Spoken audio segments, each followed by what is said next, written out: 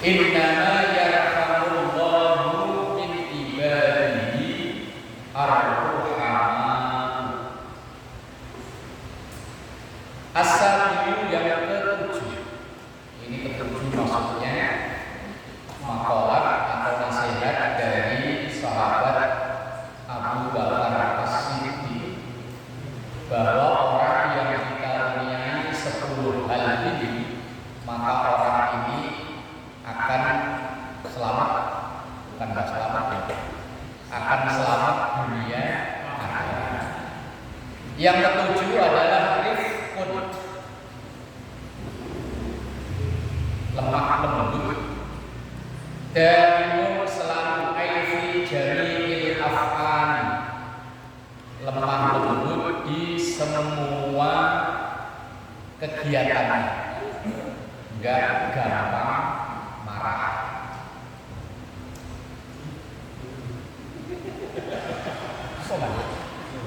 Berasa. Baru duduk kok berasa.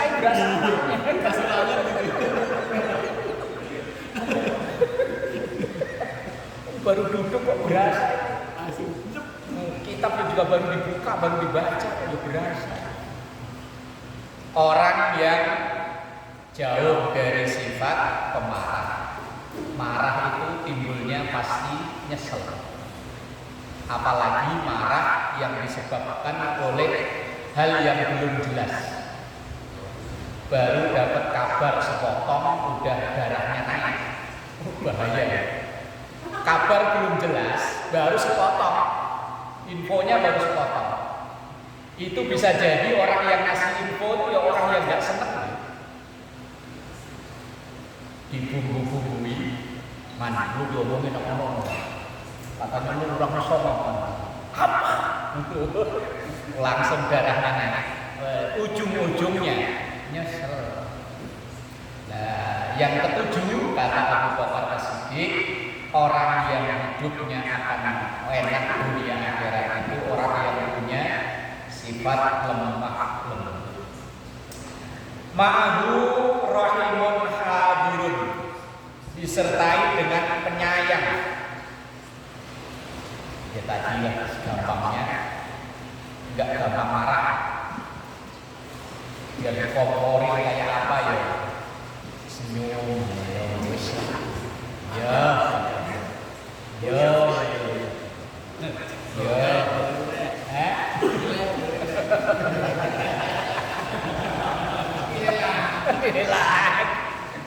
depannya Pak AF loh, kan? Baru dapat info sepotong udah marah. Belum konfirmasi ke yang bersangkutan kok marah. Oh, kesel. Wa fil hadis, dan diterangkan dalam hadis, innama sesungguhnya hanya, berarti ada kata-katanya di sini.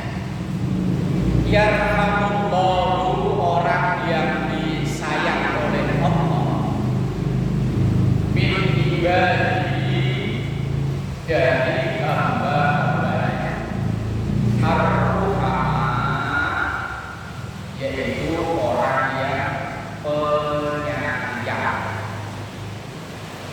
yang disayangi oleh Allah, yang penyayang. Kalau orangnya aman, enggak jadi. Rasulullah itu pernah ditegur oleh Allah dalam Al-Quran. Ini teguran. Walau kunta qaddan ghalidhal qalbi lam faddu min hawlik. Seandainya wahai kamu Muhammad orangnya kok sensi, gampang marah, maka orang-orang itu akan menjauh dari, gak akan mau masuk Islam. Makanya di Indonesia ini Islam ini kan termasuk agama yang datang belakangan dibanding dengan Hindu, Buddha. Tapi kenapa hampir mungkin 80% penduduk Indonesia ini menerima Islam? Karena yang membawa Islam dulu orangnya yang rohama itu penyayang. Walaupun melihat sesuatu yang tidak cocok, nggak langsung haram, enggak. Dan itu yang dilanjutkan oleh para kiai-kiai. Ini saya pernah diceritain nama guru, Mbah Kiai Arwani Kudus. Itu kan pusatnya orang penghafal Quran. Hampir semua pondok pesantren penghafal Quran itu sanad ilmunya larinya ke sana. Namanya Mbah Arwani Kudus, orang Kudus.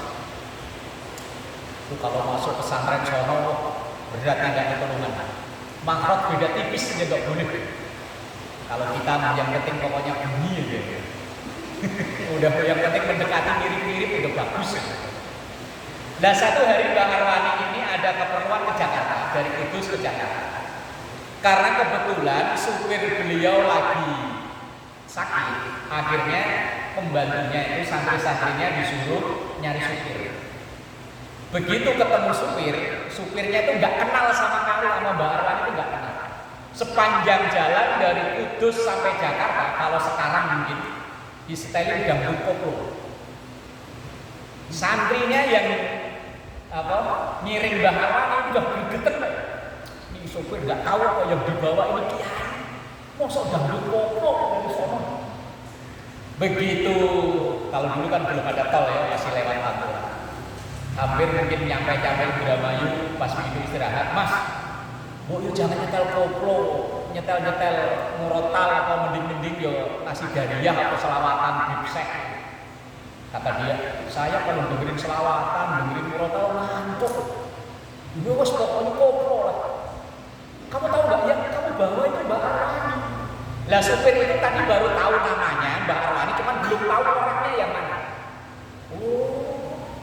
Begitu di jalan, kasetnya diganti. Dulu kan belum ini ya, masih kaset. Nasi Dariyah tahun 2000, malah ditegur sama Mbak Arwani. Loh kenapa ganti? Tadi dangdutan, sekarang ganti. Kata orang itu tadi nggak boleh, udah nggak apa-apa, dangdut nggak apa-apa, pokoknya yang penting kamu nggak ngantuk.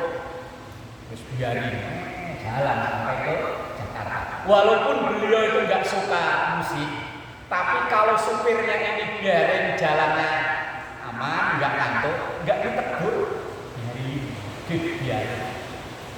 Itu rohamaknya, penyayangnya kiai zaman itu. Lah sekarang ada musik dikit aja haram. Seandainya yang bawa Islam pertama kali itu orang model-model begitu, mungkin yang banyak di Indonesia itu begitu juga. Untungnya yang datang duluan itu orang-orang yang rohani.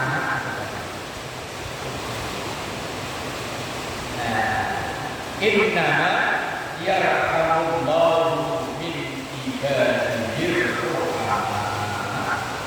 Bahwa sesungguhnya yang disayang oleh Allah itu orang-orang yang punya sifat penyayang. Para wali songo dakwahnya luar biasa. Sampai masjid Kudus itu bangunan depannya kan masih bangunan Hindu juga.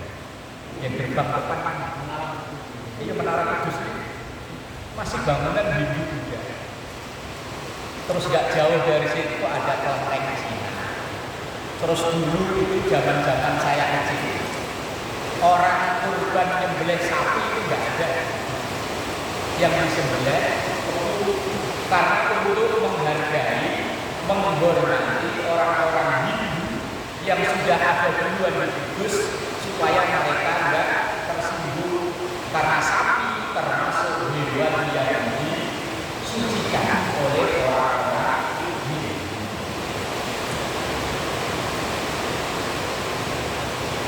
Bismillahirrahmanirrahim. Intaha yarwi bin nasbi ala annahu maqul yarham. Suaranya alam hujan. Kencengan hujan suaranya. Ya wes tak sebunyinya ya. Gimana lagi hujan ya rahmat Allah. Singkoknya mana? Singkok ada kuah dalam situ.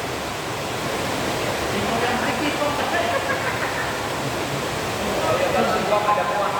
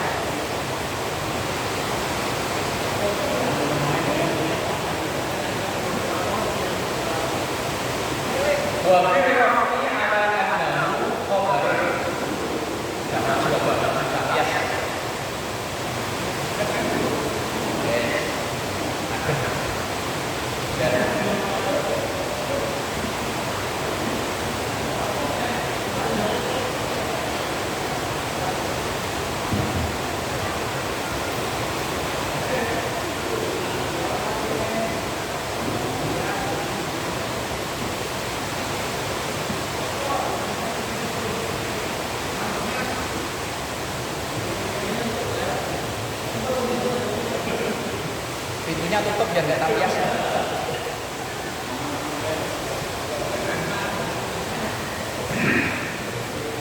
Bismillahirrahmanirrahim. Yang ke-8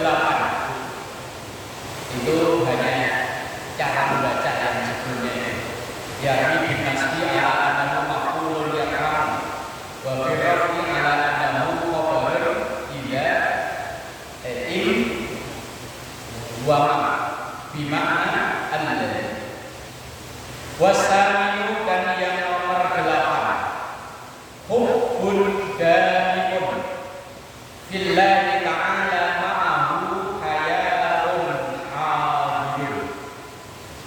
Hubbun rasa cinta daimun yang terus fillahi ta'ala di dalam kecintaan karena Allah, ma'ahu menyertai cinta itu haya'un hadirun, hadirnya rasa malu. Cinta tapi tetap didasari rasa malu, karena kadang kalau orang jatuh cinta hilang rasa malunya, makanya disebut cinta utak. Kalau udah cinta biar hitam kecil pendek ya wes pokoknya buatan cinta. Lah di sini kata Abu Bakar, orang yang akan sukses bahagia itu cinta ya cinta, tapi tetap ada rasa malu. Kita itu saking cintanya Muhammad kadang sampai malu hilang. Wes pokoknya hajar. Gimana ya? Ya salah sendiri duduk sebelah saya. Biasanya orang kalau cinta itu kan sangat ngarep. Lah kalau orang sangat ngarep itu biasanya sifat malunya hilang. Dalam hal cinta Rasulullah itu nasihatin kita, ahbib habibaka haunama asa ayyakuna bahidoka yaumam. Cinta kepada siapa atau kepada apa silahkan, tapi haunama sederhana saja, jangan berlebihan. Apalagi cinta dengan siapa, dengan seseorang, kalau berlebihan bahaya. Asa ayyakuna bahidoka yaumam, karena bisa jadi yang kita puja-puja hari ini, yang kita cinta-cinta hari ini, besok jadi orang yang paling dimusuhi. Besti yo besti, tapi biasa aja, jangan berlebihan. Kalau video demen pagi, sore, siang, malam berduaan.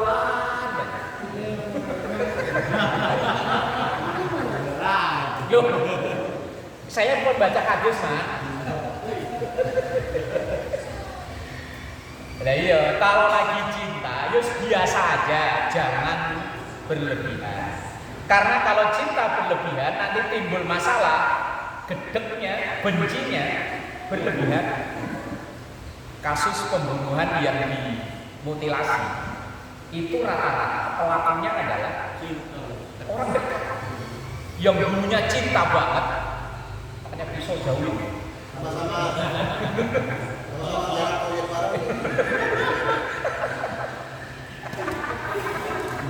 Nyesel datang pengen pulang lagi nih kayaknya.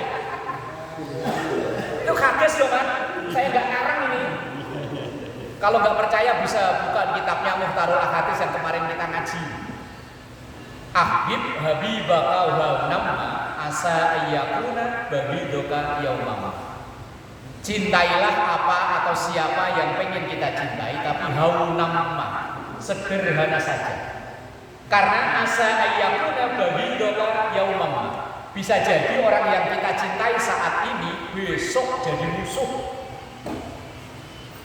Gitu ya. Atau dibalik, hadis itu belum selesai ya Mas RT, masih ada lanjutannya. Slow. Wa bagi doka haunam. Kalau mau benci, ya sederhana saja, jangan berlebihan. Ini kadang kalau lagi demen kemana-mana bareng, giliran lagi benci, kemana-mana diomongin, payah gitu ya, payah. Pulang.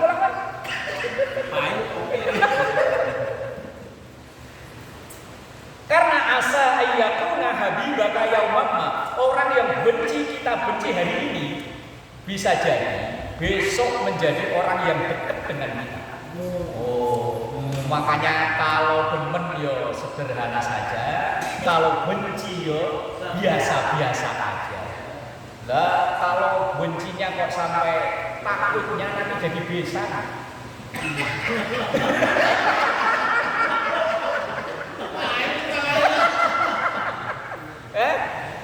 Umpama loh, kayak film India itu. Film India itu kan tukang takur, namanya kan nggak pernah akur kan. Tapi karena anaknya masing-masing sama-sama cinta.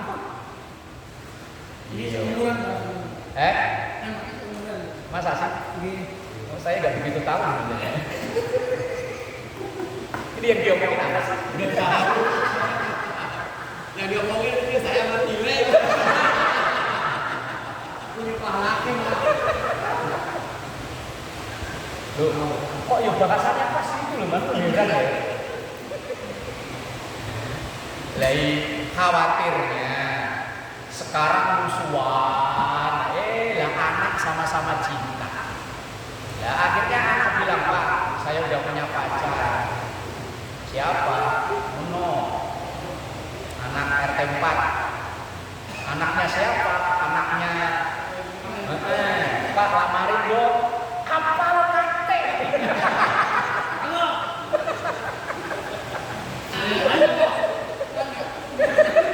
Pak Aep ketawanya ya. Aduh.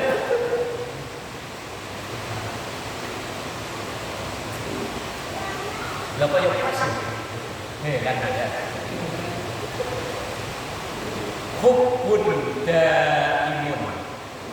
Rasa cinta yang selalu ada, tapi juga jangan lupa disertai rasa malu. Kalau cinta ya silakan, jangan berlebihan. Karena yang kita cinta bisa jadi musuh. Yang kita benci ya silakan. Benci itu sifat manusia umum. Tapi jangan berlebihan. Takutnya nanti jadi besan. Apa kata orang kalau jadi besan di pelaminan berdiri jejer-jejeran, orang yang kondangan kan langsung cie-cie. Besan nih besan.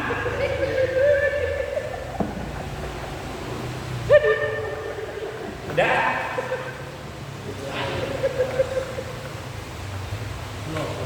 Slow. Ruwiya annahu sallallahu alaihi wasallam, diriwayatkan bahwa Rasulullah sallallahu alaihi wasallam qala, bersabda, kullukum yuhibbu an yadkhula al-jannah. Kullukum, setiap kalian, yuhibbu itu senang, an yadkhula masuk al-jannah, surga. Setiap kita pasti pengen masuk surga. Jangan jangankan yang lagi rajin ngaji ini, yang lagi minum, yang itu loh, yang warnanya hampir kayak teh tapi agak beningan dikit.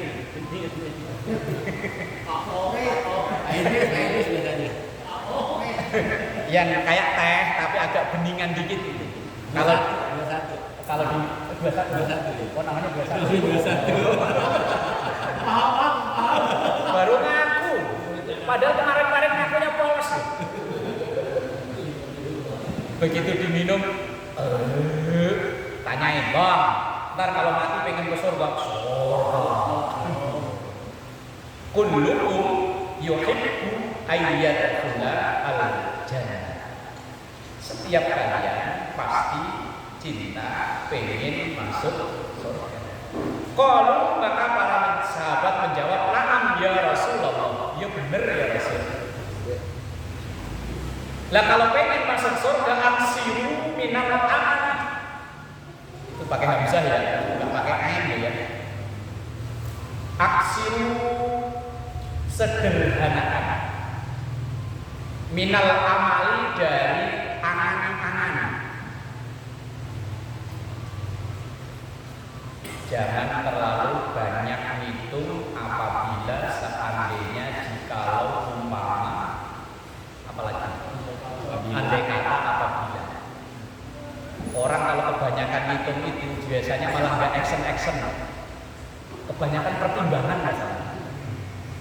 Orang yang kebanyakan pertimbangan kalau orang udah nyampe ke Cirebon dia masih di sini nggak kemana-mana ditimbang akhirnya malah nggak jadi.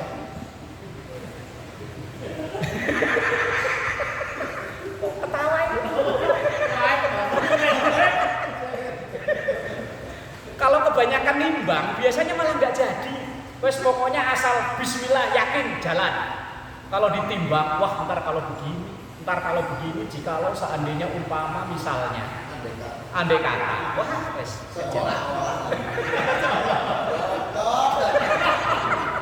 nggak jadi. Wes pokoknya apa yang ada sikat. Adanya singkong, adanya ini nggak usah ngebayangin sop iga lah. Kalau ada singkong, makan dulu singkong, mumpung nanti ada sop iga ya alhamdulillah. Ada proyek yang keuntungan 100-200 ribu, sikat. Nanti ada yang untung 100 juta, alhamdulillah. Kalau ditanya bisa. Bisa.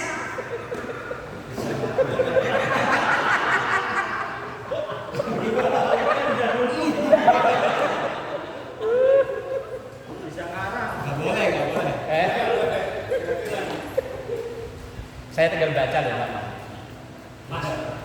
Pas banget.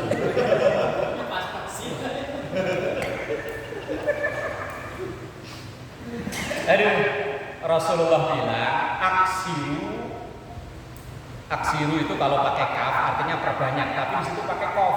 Aksiru artinya sederhanakan. Minal amal itu kalau pakai ain artinya actionnya, tapi kalau pakai hamzah itu angan-angannya.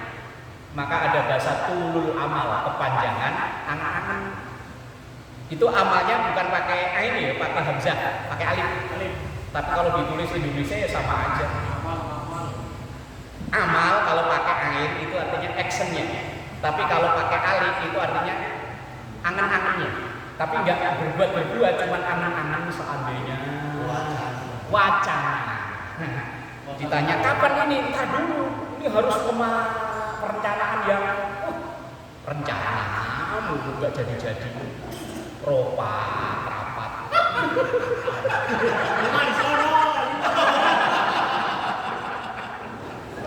Ntar actionnya ujung-ujungnya sama kayak kemarin. Rapat.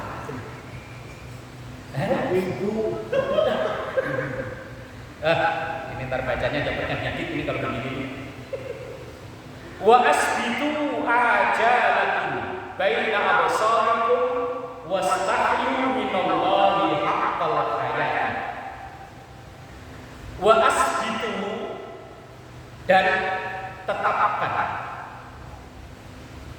tentukan ajalakum masa depan. Pokoknya perencanaan masa depan itu perlu, tapi jangan ngitung seandainya jikalau umpama apabila. Harus Pasti. Baina absarikum yang ada di antara pandangan kita, apa yang kita tuju, apa yang kita harapkan, harus ada action. Tapi yo wastahyu minallahi haqqal haya. Ya harus ada punya malu pada Allah. Jangan halal, enggak peduli halal atau haram, yang penting pokoknya tujuan tercapai sikat. Jadi yo enggak malu. Qalu ya Rasulullah. Kemudian para sahabat bertanya, ya Rasulullah, kulluna nastahyi min Allah. Setiap kita ya malu sama Allah. Qala, maka Rasulullah menjawab, laisa kadzalikal haya'u min Allah. Malu itu bukan malu itu yang dimaksud kata Rasulullah. Walakinnal haya'u min Allah Ta'ala, akan tetapi malu kepada Allah Ta'ala itu satu, Allah tansau al-maqabir wal bilad. Engkau tidak lupa tentang rumah masa depan yang kita pasti masuk ke sana, alias kuburan yang RSSSSSSS 2 kali 1. Rencana berapa? Rencana. Lah kebelakangan orang-orang pada mati udah gak ada yang doain kan? Orang udah pada gak ada sih, hidup sendirian aja. Kesono kemari gak ketemu. Nanti giliran situ sakit gak ada dokternya udah pada mati. Jadi mati sekali. Rencana mau pakai apa tahu visi. Iya. Pikir-pikirnya Yang lama. Apa pakai kayak gini nih? Iya, bener banget. kok pakai ACP tadi. Dari malaikat gak masuk. Kata malaikat yang di sono, awas nih orang ini saya ini gak bisa masuk katanya. Saya kecek duluan. Kalau ingat ke situ, mau berbuat curang kan nggak jadi. Iya, pas kalau lagi saya curang, terus Israel iseng. Israelnya iseng. Nih awalnya sih nggak ada niat, cuma iseng doang. Diketawain dikit, ya mati. Matinya pas lagi. Aku minum kopi. Khawatirnya matinya pas lagi begini.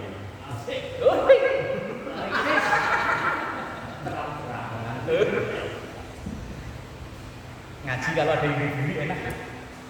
Makanya hadir terus, jangan sampai nggak hadir kan, nggak ada yang dibeli masalahnya. Kurang lama tadi katanya.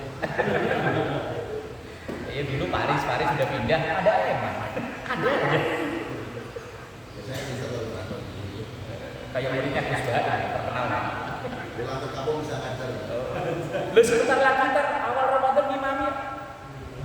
Gimana? Udah selesai. Udah uji lisensi sama Gus Rai sama Ustadz Yunus ya?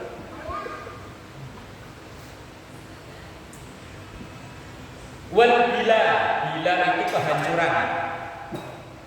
Bahwa badan kita secakap apa, seganteng apa, sekuat apa, ya pasti hancur. Kullu man 'alaiha fan. Semuanya pasti hancur. Apalagi kalau udah pinggang-pinggang udah terasa pegel. Mata udah mulai kayak berut-berut, bang, wis enggak lama. Wis enggak lama. Wa alla tansau, dan hendaknya engkau tidak lupa al-jawfa, perut. Wa ma wa'a, dan apa yang masuk ke dalam perut. Yang masuk ke dalam perut kita ini halal atau haram. Kita itu takutnya kan anak makan haram. Kalau duit haram kan nggak takut ya.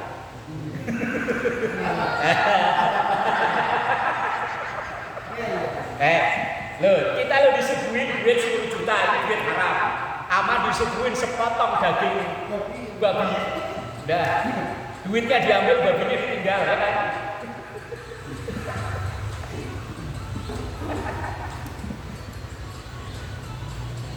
Anggaran ini cukuplah 20. Wah, keuntungan kurang ini.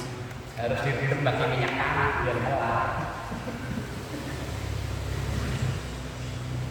Takutlah dengan perut dan apa yang masuk ke dalam perut. Yang masuk dalam perut kita ini akan berpengaruh dalam pola pikir kita. Aslinya gampang untuk nyiriin barang yang kita makan itu haram atau halal itu gampang. Asal keseharian kita ini, badan kita diajak berbuat baik kok berat, itu berarti ada barang haram yang masuk ke dalam tubuh kita. Entah melalui makanan, melalui duit atau melalui yang lain.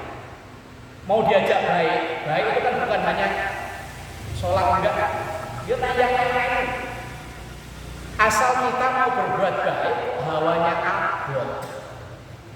Bentar, dari rumah udah niat nih mau nyumbang, begitu nyampe tempat malah gak jadi. Dari rumah udah nyiapin nih recehan di sebelah kanan, ntar buat Pak Oga. Begitu nyampe sono ngeliat krik, ngeselin gak jadi.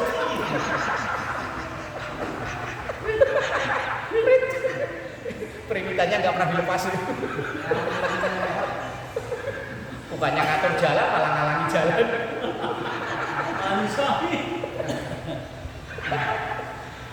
Enggak, gini loh. Kebaikan itu kan ragamnya banyak banget ya. Asal badan kita ini rasanya kalau diajak berbuat baik kok berat, itu hampir bisa dipastikan ada barang haram yang masuk, entah itu berupa makanan, berupa minuman, atau rezeki duit yang kita nikmati sehari-hari.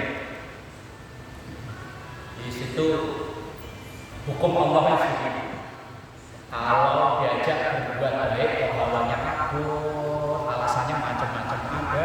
Alasan kan bisa dibikin, tapi rokib atet nggak bisa dialasan kayak apa. Dan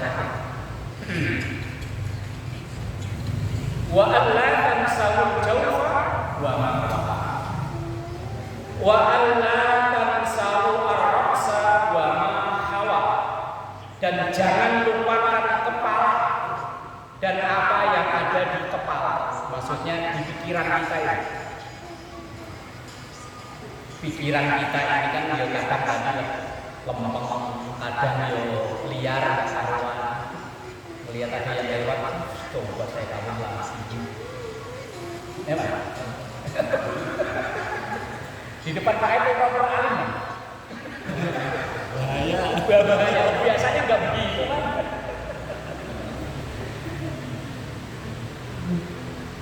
Otak kita ini kadang ya bener lempeng, kadang ya pikirannya yang aneh-aneh, yang liar.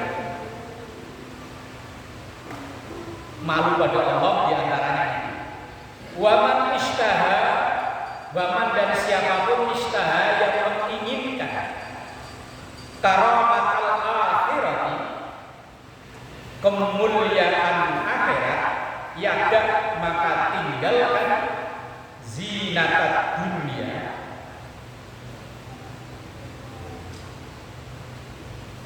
zinatat dunia. Zina itu artinya perhiasan, tapi di situ dimaknani apa itu namanya ya, hiruk pikuknya dunia atau yang aneh-anehnya dari dunia ini. Ya kalau yang masih muda-muda malah ada pantas-pantasan kita ya. Kalau yang sudah usia-usia segini-segini ini ya wis mulai meninggalkan dunia hitam. Kalau saya udah, yang hitam-hitam udah habis, tinggal beban. Hunalika, dan itulah istahyal abdu minallah, malunya seorang hamba kepada Allah. Wa hunalika, dan cara seperti itu asoba akan mendapat wilayatullahi, kasih sayangnya Rawahu Abu Nu'aim, hadis yang diriwayatkan oleh Abu Nu'aim. Watasi dan yang kesembilan ilmun nafi'un, ilmu yang manfaat. Ma'ahu amalun daimun, dan menyertai ilmu itu amal yang berkelanjutan. Artinya ilmu yang diamalkan. Ilmu dalam Islam itu asalnya nggak ada dikotomi ini ilmu agama, ini ilmu umum, enggak.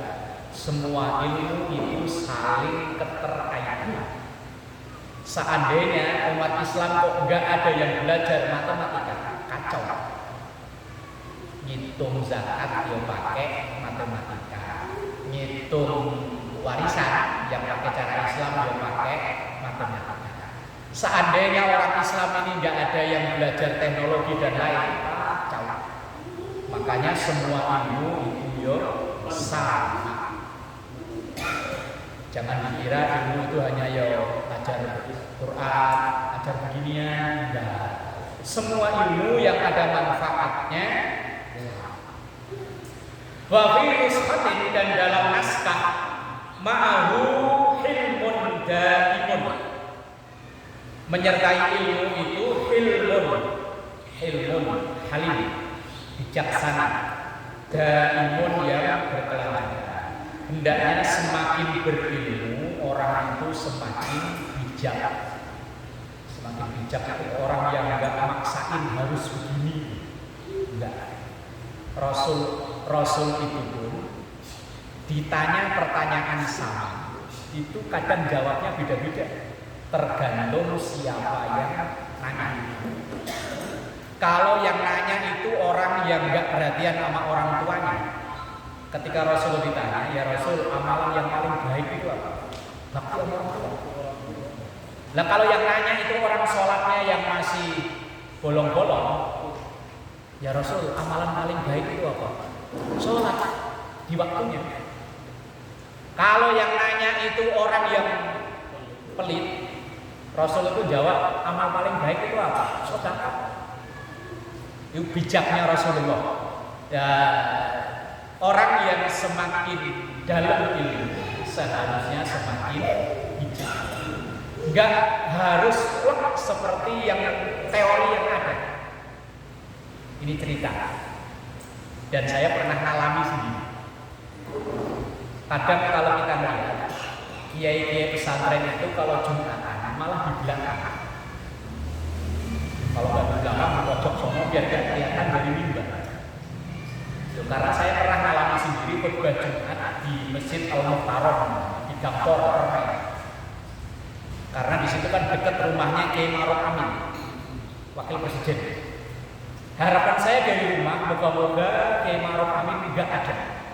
Ternyata begitu saya parkir bareng, begitu saya berdiri di mimbar, orangnya di depan saya. Kan gemeter saya. Ya untungnya nggak grogi. Kalau grogi kan bisa sama batu nggak lama-lama. Nah makanya kadang ada orang-orang itu yang sholatnya agak mempojokan, ada di belakang, ngindari siapa tahu imamnya itu adalah muridnya. Begitu tadi sebelum takbir nengok belakang ada bunyinya, takutnya ngimami gemeter, yang belakang ada bunyinya. Begitu baca wal asri ujungnya ketuker ini. Illal ladzina amanu wa 'amilus shalihati yang aturan wa tawassaw bil haqq wa falahum ajrun ghairu mamnun. Karena gemeter belakang ada bunyinya. Coba kalau dia enggak lihat, pede. Itu bijaknya begini. Ya kita orang awam kadang itu orang alim kok malah sholatnya di belakang, kalau nggak di belakang di pojokan gimana? Hindari, takut imamnya gemeter. Bijak. Nah orang semakin berilmu itu bijak nggak maksain harus begitu. Ruya Nabi Sallallahu Alaihi Wasallam diriwayatkan bahwa dari Rasulullah Sallallahu Alaihi Wasallam, ta'allamu, belajarlah minal ilmi, dari ilmu masyitum, apa yang kalian inginkan. At-ta'lamu, yang pengen kalian ketahui. Mau belajar ilmu apa saja terserah, yang pengen kamu ketahui ilmu di bidang apa monggo. Falayyan fa'akumullahu bil ilmi hatta ta'malu bima ta'lamun. Ilmu itu tidak akan diberikan kemanfaatan oleh Allah hatta sehingga takmanu engkau mengamalkan bima takmalun dengan apa yang kalian tahu, bima taklamun dengan apa yang kalian tahu. Rawahu Ibnu Adi. Wa ruwiya annahu sallallahu alaihi wasallam qala, dan meriwayatkan bahwa Rasulullah sallallahu alaihi wasallam bersabda, afatul ghurfi, penyakitnya orang pinter, as-salafu atau as-salafu itu sombong. Penyakitnya orang berilmu kadang sombong, kalau diingetin, kalau dikritik enggak mau. Siapa dulu?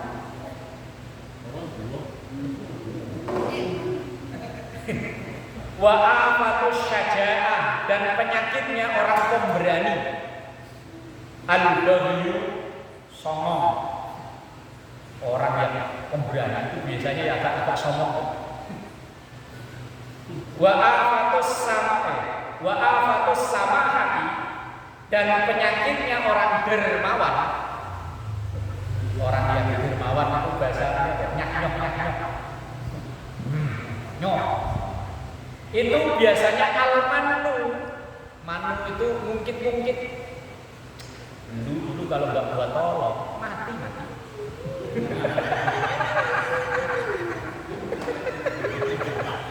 Lu kalau nggak buat tolong, mati. Dah rumah lu udah disita, ngebang. Al-manu. Wa afatul jamal, dan penyakitnya orang ganteng. Al-khuyala. Khuyala itu apa ya? Kalau bahasa orang dulu, kalau jalan nggak lihat tanah. Ini nggak mau nengok ke bawah. Oh, sombong juga ya. Di mana khuyala sombong. Wa afatul ibadati, dan penyakitnya orang ahli ibadah, al-faqratu, kadang sisi lainnya kendor. Wa afatul hadisi, dan penyakitnya orang banyak ngomong, al-kadhibu, ngapusi, bohong. Wa afatul ilmi, dan penyakitnya ilmu, an-nisya, lupa. Wa afatul hilmi, dan penyakitnya orang bijak, as-safahu, tidak tegas. Wa afatul hasidi, itu setelah sin ada ya, enggak ada. Enggak ada. Berarti wa afatul hasad, penyakitnya orang yang punya jabatan, al-fakhru, gumedi. Gumedi bahasa Indonesianya apa? Sombong juga. Wa afatul judi, bersama dengan yang tadi, penyakitnya orang yang dermawan kadang as-sarafu, berlebihan. Rawahu al-Baihaqi. Kita baca sampai selesai. Wal ashiru, dan yang nomor 10, imanun daimun ma'ahu aqlun sabitun, iman yang istiqomah dan akal yang kuat. Artinya iman percaya ya percaya, tapi jangan asal taklid percaya, akalnya digunakan. Orang kadang kalau udah saking percayanya dikibulin juga nurut. Waktu kasus duit yang bisa dari sini keluar duitnya, apa dulu? Kanjeng Dimas. Loh, ada orang yang doktor. Loh, kok percaya begituan ini? Itu berarti kan percaya yang tanpa menggunakan akal sehat. Anggota DPR, gelarnya doktor kan kodok-kodok yang kotor kali. Lu kok yo percaya duit bisa digandai, kok duit itu ada nomor serinya. Kan namanya orang yang percaya tapi tidak menggunakan akal sehat. Lah ini dituntut sama Abu Bakar As-Siddiq yang percaya sih harus percaya, tapi gunakan akal sehat. Main percaya aja, air berkah. Yang minum ini, ya boleh percaya, tapi tetap gunakan akal sehat. Dulu waktu bocah kecil punya batu sakti, Ponari. ponari. Konon katanya sampai comberannya itu konon katanya itu bener kok enggak ya? Wallahu alam. Sampai katanya diambilin buat berobat. Udah gunakan akal sehat lah. Yuk percaya. Percaya boleh, tapi tetap gunakan akal sehat.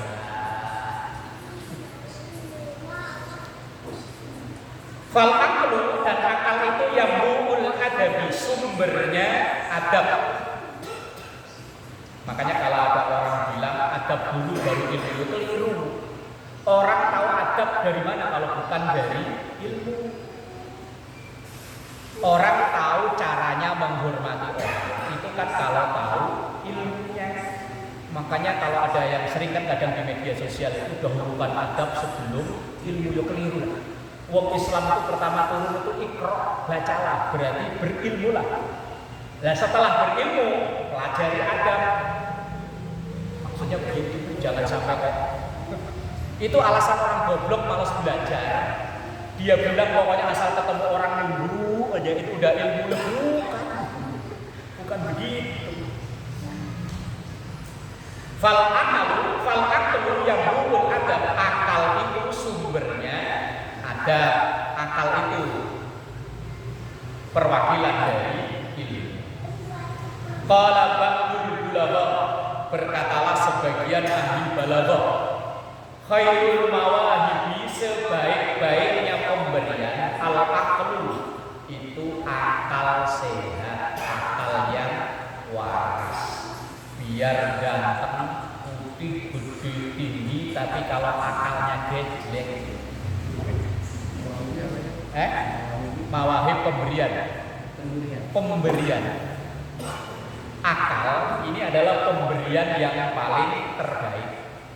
Biar cantik itu cakep banget, tapi akalnya nggak ada. Apa yo mau laki-laki ngawinin dia? Cakep sih cakep, cuma suruh berhitung aja nggak bisa bedain mana garam mana gula. Payah. Wa syarrul masaib, dan seburuk-buruknya musibah. Masaib itu jamak dari kata musibah. Al jahlu itu bodoh. Musibah yang paling musibah itu adalah kebodohan.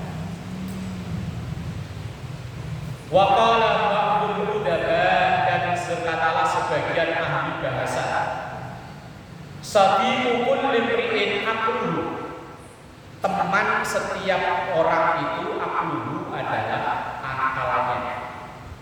Wa aduhu, dan musuhnya jahluhu, kebodohannya, kegoblokannya. Wa qad ja'alallahu, dan sungguh Allah telah menjadikan al-aqla, akal, aslan, sebagai sumber lidini, agama. Makanya yo berilmu. Wa imadan, dan tiang lahu, untuk agama. Jadi sumbernya agama itu ya dari akal. Karena setiap ajaran agama itu sumbernya akal awalnya. Cuman karena akal kita ini kemampuan yang terbatas, akal kita didukung dengan wahyu, dengan Quran, dengan hadis. Dan untuk bisa paham Quran dan hadis ya dengan akal. Wallahu a'lam bishawab.